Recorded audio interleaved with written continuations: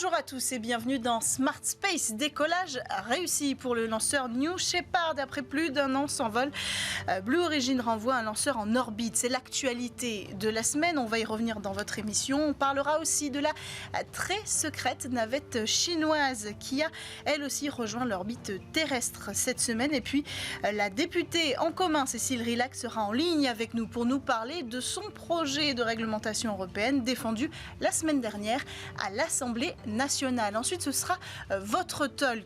Le secteur spatial français-européen est-il de taille pour la toute nouvelle génération de talents qui sort de nos prestigieuses écoles? C'est la question qu'on va se poser avec nos invités en plateau. On reçoit Alan Petre, l'étudiant qui s'est fait embaucher par la NASA, vous l'avez vu certainement ces dernières semaines. À ses côtés, nous aurons le directeur de son école, Lisae Ensma. Voilà pour le programme. On démarre tout de suite avec un décollage sur Bismart. Retour dans l'espace réussi pour Blue Origin. Une fusée New Shepard a décollé mardi du Texas. 10 minutes après le décollage, la capsule de la mission s'est posée en douceur dans le désert de l'Ouest américain. Aucun passager n'était embarqué sur cette mission, seulement des expériences scientifiques. Ce décollage marque le retour dans l'espace de la société américaine après plus d'un an, après son accident survenu en septembre 2022. L'accident s'était soldé par le crash de l'étage de propulsion de la fusée. Celle-ci ne transportait évidemment alors aucun passager. Une réussite donc cette semaine et un retour dans l'espace qui doit permettre de reprendre les opérations de tourisme spatial de Blue Origin. Autre actualité, troisième mission pour l'avion spatial chinois. Un avion secret, réutilisable, aussi mystérieux que la navette américaine X-37B qui doit justement, elle aussi, rejoindre l'espace pour le Pentagone. L'engin chinois a décollé, lui, jeudi 14 décembre. Le but de la mission demeure inconnu, tout comme sa durée. On sait tout de même que l'avion spatial a été déployé en orbite basse entre 330 et 350 km d'altitude, seront différents observateurs. Une fois sa mission finie, il reviendra à se poser en Chine de façon automatique et certainement confidentielle. Dernière actualité de cette émission, la semaine dernière, en commission européenne de l'Assemblée nationale, une députée a présenté sa proposition de résolution de loi européenne sur l'espace. Cette députée, c'est Cécile Rilhac, élue la 3e circonscription du Val d'Oise, affiliée au parti En Commun, et coprésidente du groupe d'études aéronautiques et espace. Elle a répondu à notre call actu aujourd'hui. Bonjour Cécile Rilhac, merci d'être avec nous dans Smart Space. Quelles sont les grandes lignes que vous avez proposé et présenté à l'Assemblée nationale? Bonjour. Donc, les grandes lignes de cette proposition de résolution européenne, il y a, je dirais, trois grandes parties. Donc, sur le plan réglementaire, là, j'ai demandé donc que soit promu un socle normatif qui répond aux enjeux de sécurité et de durabilité, eh bien, de tout ce qui va désormais graviter au-dessus de nos têtes. Donc, comme je l'ai écrit dans cette PRE, il est très intéressant et très important que les mesures que nous demandons soient réciproques dans une logique de durabilité et de compétitivité pour l'industrie européenne. Quand je dis réciproque, c'est bien évidemment de manière à ce que demain, certains fournisseurs, lorsqu'ils décolleront par exemple du centre spatial guyanais, eh bien, acceptent les mêmes normes pour tout le monde en termes de préservation, particulièrement de préservation, de l'environnement. Ça, c'est un premier aspect très important. Ainsi, on pourrait aussi demain inciter les industries à développer des technologies innovantes, évitant les collisions, nécessitant le retrait actif des débris, une espèce de label entre guillemets espace sûr qui pourrait être attribué ainsi aux entreprises et opérateurs qui respectent les critères de sécurité et de viabilité. Ça, c'était pour un premier aspect plutôt réglementaire. Ensuite, il y a un aspect plus opérationnel qui est celui de renforcer la coordination entre les acteurs, le renforcement des capacités européennes de surveillance et de suivi de l'espace. Bon, quand je parle à des spécialistes, vous connaissez, je vous parle bien entendu du programme EUSST, donc qui pour nous est un véritable prérequis. Donc il faut aujourd'hui augmenter, à mon sens, les capacités européennes de surveillance de l'espace parce qu'aujourd'hui, c'est essentiellement les données des Américains que nous sommes obligés d'exploiter. Et donc, ce que j'aimerais, c'est que demain, l'Europe soit également un petit peu plus autonome, indépendante et souveraine en ce domaine. Enfin, il y a le cadre fixé à l'échelle européenne qui pourrait servir de base pour des négociations à l'échelle internationale. Et j'espère que par l'adoption d'un modèle européen qui devrait pouvoir advenir normalement sous la présidence espagnole, c'est-à-dire en prochain semestre 2024, avec une démarche très proactive sur la base de négociations pour parvenir à terme à un accord de niveau international. Voilà un petit peu tout ce que j'avais demandé au sein de cette proposition de résolution européenne. Et comment a été reçue ou comment ont été reçues toutes ces propositions? Est-ce que vous avez l'impression d'être entendu? Est-ce que ce sujet est accessible à l'Assemblée nationale? Alors en tout cas au niveau de la Commission des Européennes, bien entendu, j'ai été entendue puisque la résolution a été adoptée, mais je vois bien qu'au sein de l'Assemblée nationale, il y a vraiment encore besoin d'acculturer l'ensemble de mes collègues. Les sujets spatiaux, à mon sens, ne sont pas encore assez discutés. Donc la semaine dernière, j'étais en Commission des Affaires européennes pour cette PPRE. Ce matin même, je portais un rapport sur l'avenir de l'industrie spatiale européenne au niveau des affaires économiques et on voit bien que ce sujet commence un petit peu à intéresser mes collègues, mais il faut encore insister, ce ne sont pas que des sujets de défense, il y a beaucoup aujourd'hui de sujets civils, des sujets économiques et donc il ne faut pas lâcher, il faut absolument que ce sujet devienne un sujet récurrent dans les discussions à l'Assemblée nationale et dans les différentes commissions. Précisément, vous avez cité tous vos réglementations sur finalement ce qui entoure les débris spatiaux. C'est de ça qu'on parle, s'assurer qu'on n'aille pas rajouter de la pollution et qu'on soit aussi en capacité de retirer et de désorbiter des satellites. Ça, c'est un sujet qui est majeur, dont on parle énormément aujourd'hui. Est-ce qu'à l'Assemblée nationale, vous avez cité les enjeux de défense, c'est encore difficile de parler d'écologie et de spatial? Oui, c'est encore difficile parce que c'est très éloigné, je pense, des préoccupations des collègues. Et nous avons aussi une difficulté concernant le spatial, c'est que le budget est éparpillé en différents programmes. Il y a une partie du programme qui est dual et donc pilotée par la défense, une partie qui est pilotée plutôt au niveau de deux programmes au niveau de la recherche. Désormais, c'est la DGE au niveau de l'économie qui est devenu chef de file depuis que le ministère de l'économie a récupéré le portefeuille du spatial. Donc du fait que ce soit un petit peu éparpillé, il faut véritablement être un spécialiste des questions spatiales pour être aujourd'hui en capacité de mettre toutes ces briques les unes derrière les autres et donc d'avoir une vision globale. Et c'est pour ça que j'ai souhaité animer le groupe d'études espace à l'Assemblée nationale parce que ça transcende en effet toutes les commissions et pour moi c'est aussi quelque chose qui est profondément transpartisan. Ce sont des questions sur lesquelles nous devons nous rassembler et certainement pas nous diviser. Merci beaucoup Cécile Rilhac. On voit encore l'importance de vulgariser et d'expliquer, d'acculturer, comme vous l'avez dit, jusqu'à notre gouvernement pour faire avancer le sujet du spatial qui est très important aujourd'hui aussi pour beaucoup de strates de notre économie. Merci d'avoir pris le temps de répondre à notre call actu. Merci pour votre invitation. On enchaîne avec le Space Talk sur Bismart. Est-ce que le spatial européen a de quoi faire rêver nos innombrables talents, étudiants, doctorants? On va en parler ensemble aujourd'hui dans cette émission, de ces talents et des opportunités qui s'offrent à eux à mesure que le secteur spatial se transforme. Avec nous, pour en parler en plateau, nous avons Alan Petre, ingénieur aéronautique et spatial CNAM ISAE ANSMA. Bonjour, bienvenue sur le plateau de Smart Space. On parle beaucoup de vous en ce moment parce que dans quelques semaines maintenant, vous allez rejoindre la NASA. On va y revenir dans cette émission. Avec nous à distance, on a le directeur de votre école, de l'école avec laquelle vous avez été diplômé, Majdi Kouder, qui est avec nous. Bonjour. Bonjour. Bienvenue dans cette émission. Alors, quand on est étudiant en aérospatial, à quoi on aspire ? On aspire, je pense, d'abord à faire évoluer tout ce qui touche au monde de l'aéronautique spatiale. Donc voilà, tous les aéronefs, pouvoir mettre notre pierre à l'édifice pour avoir... Aujourd'hui, en fait, c'est vraiment avoir des aéronefs qui sont plus verts et qui permettent d'avoir... penser continuellement à l'environnement et ne pas trop penser à l'empreinte carbone parce que Mm. forcément c'est un domaine qui aujourd'hui fait parler parce que voilà, Très ambigu dans le spatial aujourd'hui. c'est voilà, le spatial aéronautique, on a avec Airbus, on a aussi beaucoup de recherches qui se fait en ce moment sur voilà, l'environnement, Mhm. comment on peut avoir des avions plus verts. Donc je pense que le focus des prochaines générations, ça va vraiment être ça, de vraiment prendre en compte l'écologie. Finalement complètement en accord avec ces nouvelles générations. Quel est votre regard à vous, Majdi Couder, selon vous, quand on est étudiant en aérospatial, en tout cas vos étudiants, à quoi ils aspirent?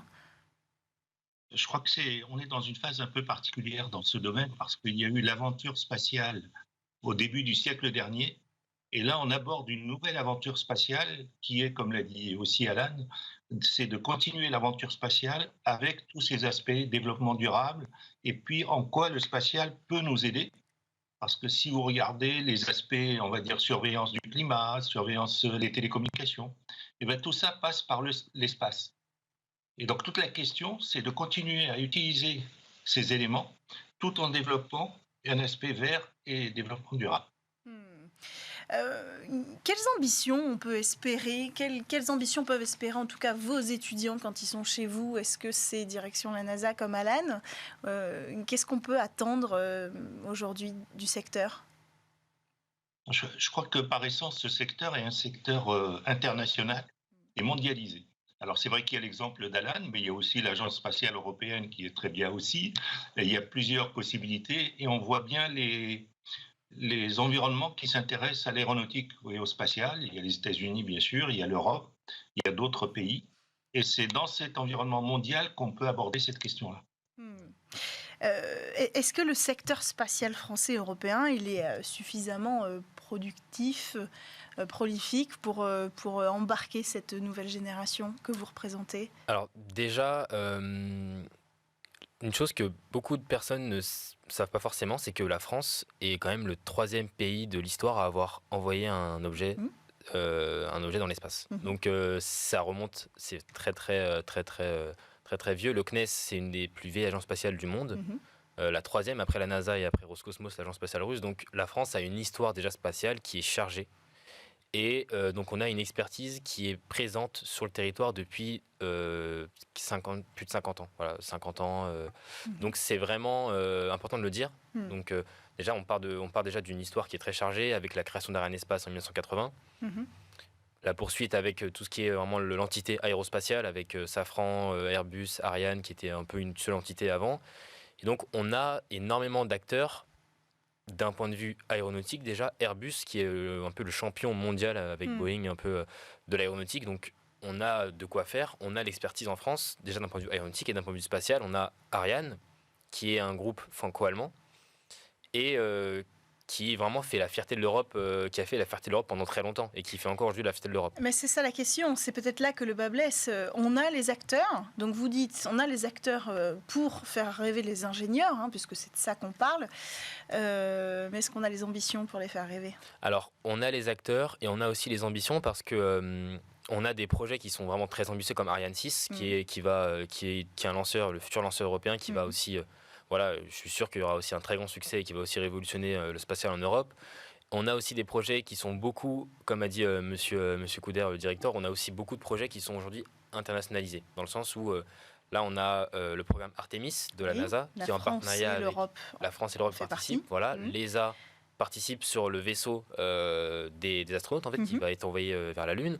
On a le télescope spatial James Webb, qui est un partenariat entre l'ESA aussi, les Européens, les Canadiens et les Américains, Hubble anciennement. Donc on a l'expertise, on a des ambitions qui sont aujourd'hui aussi qui dépassent les frontières de l'Europe, mais on a les ambitions. Et on a les projets qui suivent. Donc on a avec Airbus des projets d'avions verts, on a avec Ariane l'Ariane 6. Oui. On a des projets qui aussi le projet très utilisable, Maya Space et d'autres acteurs qui rentrent en jeu aujourd'hui dans le domaine spatial qui font qu'on a les ambitions et on a aussi les projets. Oui. Ces nouveaux acteurs, Majdi Couder, vous pensez qu'ils vont offrir des opportunités à votre vivier de talents qu'on retrouve dans tout le groupe ISAE de toute façon? Est-ce que vous êtes prêt pour cette transformation qui a déjà commencé à révolutionner le secteur spatial? Alors, non seulement ils vont nous offrir des opportunités, mais en plus, ce qu'il faut voir, c'est que la France a aussi des possibilités en recherche donc sur des secteurs qui sont en pleine mutation, comme vous l'avez évoqué, qui sont très importantes. Et notamment dans l'école, on a des laboratoires qui sont reconnus internationalement et à la pointe dans certains domaines sur ces secteurs-là. Et donc, l'aspect recherche vient renforcer, nous fait un lien très fort avec nos partenaires industriels, et les partenariats sont nombreux. Et donc, ce potentiel de demain dont vous parlez, finalement, on est en train de le construire ensemble avec nos partenaires, que ce soit recherche ou industriel. Donc les opportunités sont nombreuses et Alan peut en témoigner. Les journées métiers qu'on fait dans l'école avec les différents partenaires sont très nombreuses, les entreprises viennent et les opportunités sont vraiment là. Est-ce que ça change vos méthodes d'apprentissage? Rejoindre une chaîne de production dans un énorme groupe industriel et rejoindre une chaîne dans une start-up, c'est peut-être pas la même chose? Non, mais je crois qu'il y a des troncs communs dans l'apprentissage, c'est-à-dire à la fois l'apport de connaissances, de compétences, mais aussi un degré d'adaptation, et puis cette notion d'apprendre à apprendre par soi-même et de pouvoir innover à tous les niveaux. Et c'est dans cet esprit-là qu'on évolue et on fait évoluer nos formations. Alors vous rejoignez la NASA, Alan, dans quelques semaines, 2 semaines à peu près, c'est quoi? C'est en janvier? Dans plus de 3 semaines, ouais. Un peu plus de 3 semaines. Vous êtes un peu stressé? Non, j'ai surtout hâte. Je suis pas stressé, j'ai surtout hâte. Qu'est-ce que vous allez faire là-bas? Alors, je vais intégrer le service propulsion thermique et matériaux. Au JPL. Donc, au JPL, donc le NASA JPL, qui est le centre de la NASA situé en Californie, Los Angeles. Et donc, c'est un département forcément qui est lié à moi, ce que j'ai fait en DUT auparavant, ce que j'ai fait à l'école et la spécialité que j'ai choisie en l'occurrence à l'ANSMA, donc spécialité énergétique. Donc forcément, voilà, il y a un fil conducteur et je suis très content de rejoindre ce département et de pouvoir travailler moi aussi. Voilà, c'est un rêve qui se réalise en fait de travailler à la NASA.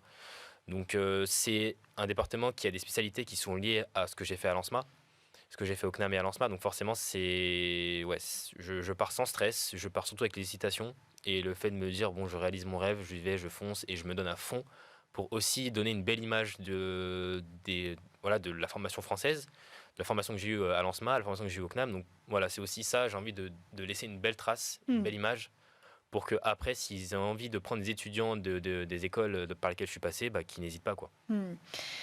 Est-ce que vous en avez marre qu'on vous demande pourquoi vous n'avez pas choisi l'ESA et pourquoi vous allez à la NASA?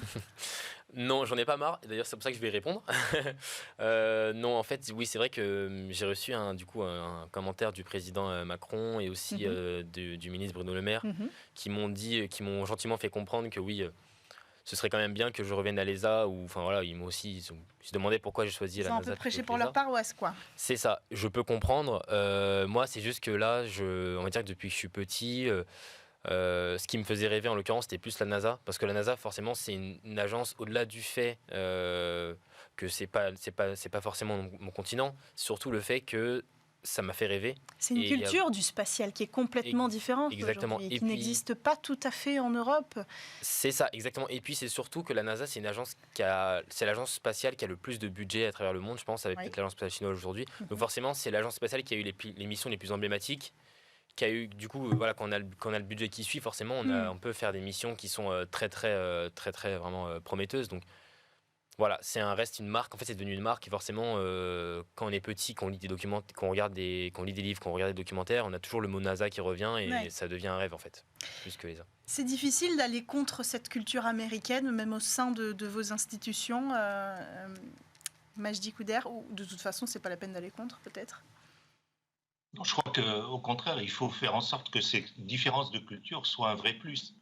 Et quand quelqu'un comme Alan va à la NASA, il va aussi apporter son regard et sa culture qu'il a acquis au niveau français. Et puis quand nous, on reçoit des élèves aussi étrangers ou des étudiants pour nos recherches et en doctorat, ils nous amènent aussi ce regard-là. Et je crois que c'est le mixage de tous ces éléments qui font qu'on peut innover, on peut avancer avec des regards qui se croisent.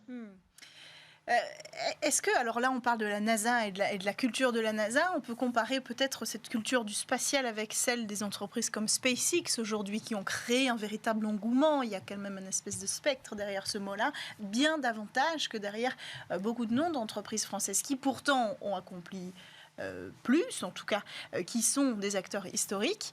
Là encore, est-ce que en tant qu'étudiant, on se rêve d'aller rejoindre SpaceX? Quel est l'attrait? Moi, en l'occurrence, si on me demande de choisir entre Ariane ou SpaceX, je choisis d'aller chez Ariane sans hésiter. Pour Pourquoi ? plusieurs raisons. Ariane, déjà, forcément, c'est l'histoire de mon pays. Donc, le fait que j'ai fait 3 ans d'alternance chez Ariane, déjà, j'étais très content parce que forcément, voilà, quand on est français, on a tous vu des lancements des fusées Ariane. SpaceX, c'est différent. SpaceX, c'est sûr que ça a la pointe de l'innovation, mais un peu comme ce que j'ai dit avec la NASA, c'est que ils ont aussi énormément de budget comparé à Ariane ou à d'autres acteurs du spatial européen. Donc forcément, ils ont des missions ils peuvent mettre plus d'argent sur leurs missions et ils ont forcément plus de moyens pour y arriver. Mais ce qui est important, ce que j'aimerais dire aussi, ce qui est important, c'est que chez Ariane, moi, quand j'étais pendant 3 ans chez Ariane, j'ai compris et même on m'a dit on m'a fait comprendre en fait que le spatial européen, l'expertise qu'on a en Europe, tout ce que fait SpaceX, on peut le faire en fait. C'est juste que SpaceX, ils ont forcément les budgets qui suivent et nous en Europe, on n'a pas, on va dire, on n'a pas fait encore ce pas, vraiment ce grand pas, le saut vers vraiment le RISAP qui est en cours en fait aujourd'hui, mais voilà, c'est un peu au-dessus en fait, ça relève de vraiment au-dessus la Commission européenne, l'ESA. Le fonctionnement même de l'Agence spatiale européenne, la question du retour de budget, morceler l'industrialisation. La réussite de SpaceX, c'est d'avoir aussi ramené toute la chaîne de production en un seul endroit, réduit les coûts. Exactement. Et ça, on est capable, mais en même temps, on est bloqué par notre système européen. Exactement, on ne s'en rend pas compte, mais le fait que, par exemple, sur Ariane 6, il y a, il me semble, 13 ou 14 pays qui participent au programme. Donc forcément, ça prend plus de temps à chaque fois entre les pays pour communiquer entre eux, aller chercher une pièce dans tel pays, aller chercher une autre pièce dans tel pays, aller pour tout assembler. Et en plus, le pire, c'est qu'on lance loin. On lance à Kourou, en Guyane. Donc, il faut que tout arrive à Kourou, que tout soit acheminé, que tout soit assemblé là-bas. Pour ça ne marche pas toujours très bien. La preuve avec Avio, qui a perdu des pièces de son lanceur Vega. Donc, on voit que ça crée des tensions. Et ces tensions-là, les étudiants, vous voyez qui parfois ça freine. Alors, je ne sais pas de vous faire aller dans cette direction, mais j'ai vraiment besoin de comprendre s'il y a une inquiétude peut-être dans cette génération-là, à ce que va arriver à devenir le spatial européen. Alors non, il n'y a pas vraiment d'inquiétude parce qu'on sait que voilà, on est une terre d'aérospatiale, la France. On sait qu'on a l'expertise. Dans tous les cas, quoi qu'il arrive, on pourra s'en sortir. On pourra avoir notre accès à l'espace autonome. Mais c'est sûr que quand on voit un peu ce qui se passe aujourd'hui en Europe avec Avio qui s'éloigne d'Ariane Espace, le nouveau lanceur de MayaSpace qui va en l'occurrence concurrencer la fusée Vega d'Avio, donc on sent qu'il y a un climat un peu différent en fait, différent de ce qu'on a connu, qui était un peu plus vraiment compacté entre les pays européens. Là, on a plus de séparation, mais peut-être que c'est aussi la clé pour après faire évoluer les choses. Alors ce climat, justement, on en parle aussi beaucoup dans cette émission, c'est cette question de renationaliser un petit peu les ambitions spatiales. Vous avez cité l'Italie avec Avio qui se détache un petit peu, l'Allemagne aussi, la France aussi. Dernièrement, le président de la République parlait de la nécessité d'avoir un champion européen, tout en rappelant que s'il faut aller plus loin, on ira plus loin. Est-ce que de votre côté, Majdi Couder, vous avez un regard d'un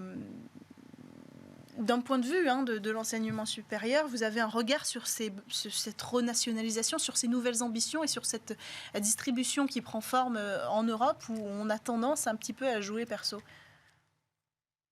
Je crois que la question qui se pose, c'est que c'est un domaine qui est en pleine mutation. Tout le monde est convaincu que les enjeux sont très importants. Donc, il y a forcément des questions aussi qui sont reliées à des souverainetés d'États et donc des stratégies développées par les États. Alors, l'espace européen est un espace de collaboration et de partenariat. Et je vais dire quelque part aussi un espace de concurrence cordiale. Et donc, il faut travailler avec tout ça parce que c'est notre histoire et puis c'est notre structuration. Mais je crois qu'il faut rester optimiste dans cette démarche parce que je crois que tout le monde est convaincu de l'objectif à atteindre et de la nécessité de se positionner sur ce domaine. Alors on voit Sophie Anneau à l'image, ça me fait une transition toute faite. Sophie Anneau qui est passée par l'ISAE Supaéro, Thomas Pesquet aussi est passé par l'ISAE Supaéro. Et tout à l'heure on a vu une image de vous en astronaute américain. J'ai l'impression qu'il y a un gros flou dans les médias sur le sujet. Est-ce que vous pouvez peut-être nous éclaircir d'abord ? Oui, bien sûr. Alors, oui, en plus, je le dis après tous les médias. Mais en fait, la photo d'astronaute, c'est un montage qui a été fait par un ami à moi d'Ariane quand j'étais en alternance chez Ariane au Muro. Parce que je voulais créer un compte sur Instagram, un compte où je parle d'espace. Donc, j'ai créé ce compte-là et je lui ai dit, bon, j'aimerais avoir une photo sympa de moi en astronaute, mois plus tard. Et il m'a fait ce fameux montage qui est resté. Du coup, je me dis, bon, c'était en 2021, ça fait quand même, ça remonte. Mais je le laissais et je me dis, bon, c'est sympa, quoi. Mais ça fait partie de vos ambitions ou pas ? Oui, D'être clairement, oui. astronaute, C'est une ambition claire que je vise dans les prochaines années. Après, un appel de l'ESA, il y en a un à peu près tous les 10 ans. Ouais. Thomas Pesquet, c'était 2009. Sophie Anneau, 2020-2021. Donc là, le prochain, ça risque d'être vers 2030. Il faut avoir 27 ans minimum. Donc Oui. 2030, j'aurai 30 ans. Je pourrais, en l'occurrence, s'il y a un appel, tenter ma chance. Oui. Après, voilà, dans tous les cas, je me dis, je ne mets pas trop de pression. Je tenterai ma chance. Si je réussis, tant mieux. Si j'y arrive pas, s'il n'y a pas de souci, ça ne me dérange pas du tout de rester en tant qu'ingénieur dans ma vie ou voilà, d'évoluer dans le métier d'ingénieur. Donc, je ne mets pas trop de pression, mais je tenterai, oui. Donc, dream job astronaute. C'est ça. Est-ce que c'est le dream job de tous vos étudiants à l'ISAE Hansma ? Non, je ne crois pas. Mais je crois que pour l'image qu'on a vue, ce n'est pas une fake news, c'est juste une image prémonitoire, peut-être. C'est ce qu'on peut souhaiter à Alan. Donc, voilà. Non, je crois que là, le domaine du spatial et de l'aéronautique est tellement diversifié et on peut s'épanouir et trouver à réaliser ses ambitions dans tellement de différents domaines que, bon, être astronaute, ça fait partie du jeu, ça peut faire rêver, mais je ne pense pas que ça soit le rêve de tous nos étudiants. C'est vrai. Certains ont c'est peur pas une d'aller dans finalité. l'espace, en fait. Oui, ou même certains sont plus intéressés par l'aéronautique que par le spatial. Donc ils sont plus à même de devenir pilote d'avion ou plutôt que astronaute. Donc ça dépend des personnes, ça dépend des profils. À l'ANSMA aussi, c'est très large parce qu'on a aussi des métiers. Quand on sort, on peut aussi travailler dans l'automobile. Voilà, pas que forcément l'aéronautique ou spatiale. C'est vrai que c'est plus axé à l'aéronautique spatiale, mais on peut aussi aller dans l'automobile et même parfois le ferroviaire. Donc voilà, il y a différents types de métiers et l'astronaute, c'est pas aussi, même en tant qu'ingénieur dans le spatial, c'est pas forcément une finalité. On peut vouloir être ingénieur spatial sans forcément devenir astronaute, quoi. Très bien. Merci à tous les deux d'avoir pris le temps de venir sur le plateau de Smart Space pour nous parler de l'avenir des futures générations déjà concernées par leurs propres enjeux, notamment l'écologie, on l'a dit ici, et qui devraient dessiner le futur du secteur spatial. Alan Pett, je rappelle, vous êtes ingénieur en aéronautique et en spatial CNAM ISAE Hansma et vous, Majdi Couder, directeur de l'ISAE Hansma. Merci à tous de nous avoir suivis pour cette émission de Smart Space. À la production, Lily Zalkin, comme toutes les semaines. Je vous dis à l'année prochaine. En attendant, je vous souhaite de passer de très belles fêtes de Noël.